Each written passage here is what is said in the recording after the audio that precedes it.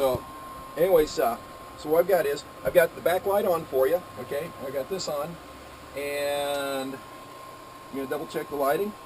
And I got my stuff here, and I got the AC. We'll kick it up so it's not going to come on. We like it quiet in here.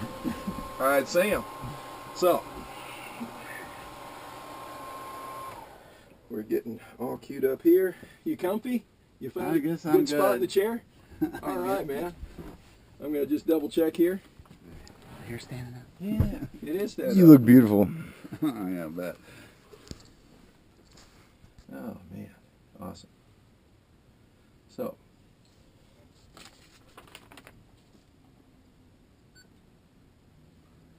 well, hi.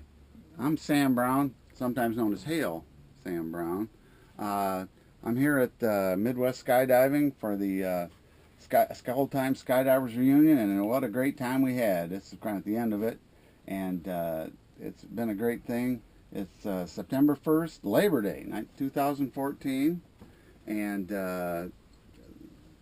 so today's a little cloudy, so they kind of quit today, but it's been a great time seeing a lot of guys I hadn't seen in years and heard a lot of stories, some of which I remembered, some I didn't, and heard new ones. So it was really neat, and I'm glad people were able to put it on here and have a good time.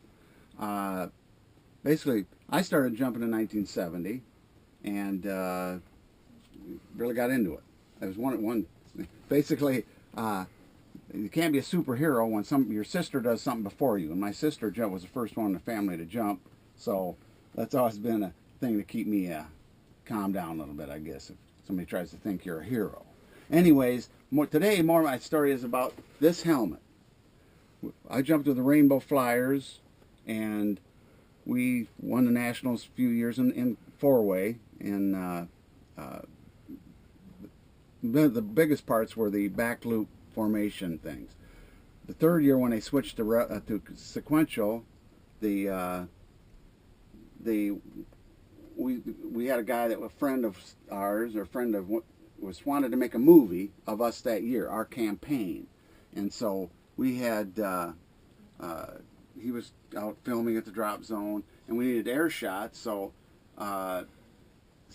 Steve Brody borrowed this helmet from Jerry Bailey, who owned it and had the 16 millimeter gun camera attached for filming. So they had to go in a bag, and dark bag, put the film in the camera, and get it all ready, put it on, and go up, and we make jumps, and he was trying to film.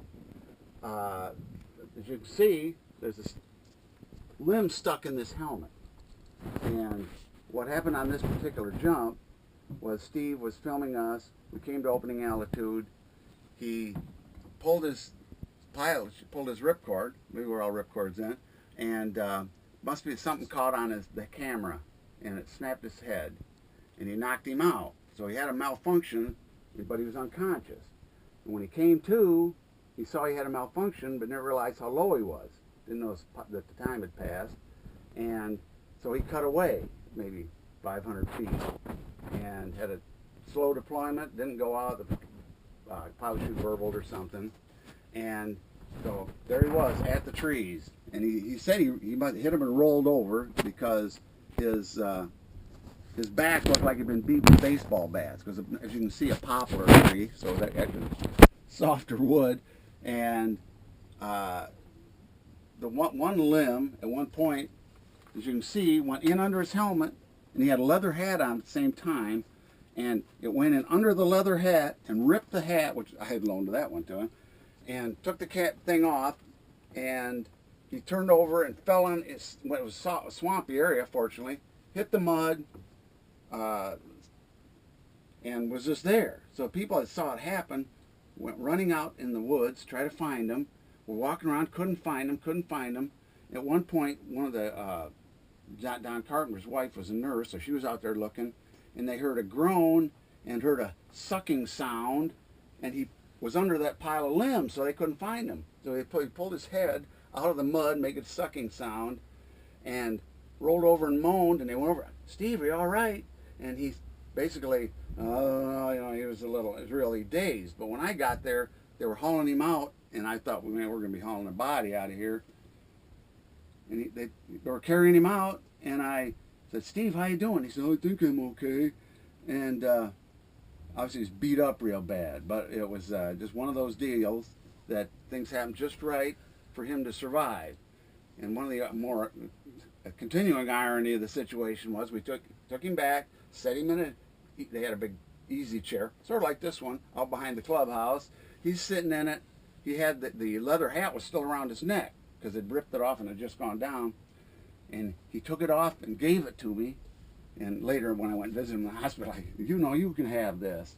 And at any rate, he did get better and jumped some later and tapered off. I guess one of the other thing is, it took him longer to survive, to recuperate from the surgery. They thought for sure his spleen had burst, and he was bleeding inside. And when they opened him up, it wasn't there. So, as best we can tell, had we just kept him there, had him rest, feed him, give him painkillers, he would have been all right. But he obviously didn't know that, and they were really worried about his spleen being burst, and that, of course, you can bleed to death in 20 minutes, a half hour if that happens. So that's what they had to do. The other irony of the situation is Steve Brody is the first guy that ever jumped off the Brooklyn Bridge and lived. So he was famous at some point for that. So that was always kind of a sidelight to the thing. Like I say, Steve got another 15, 20 years of life when he felt he probably was just lucky to be there. And it was certainly an interesting experience for us. The film got used in the movie, which we got it on 3/4 inch videotape thing. And I've got that. I think it's been converted to disc, but I know I found the actual original 3/4 inch because they were working in a big studio, so they made it in that first thing. So I'm gonna get that. I'll get that to make sure that it goes somewhere in there. It can be seen with this. And the unfortunate thing was we didn't win that year. We lost, but hey, it was the guy got his doctorate or master's or whatever it was for the film, and yeah, we always at least had a good feeling that Steve made it.